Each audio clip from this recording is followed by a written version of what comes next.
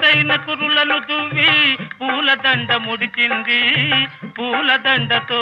పాటే మూతి కూడా ముడిచింది నాపై కోపం వచ్చింది వచ్చిన కోపం తెచ్చింది అంద సందాల వన్నెలాడి అయినా బాగు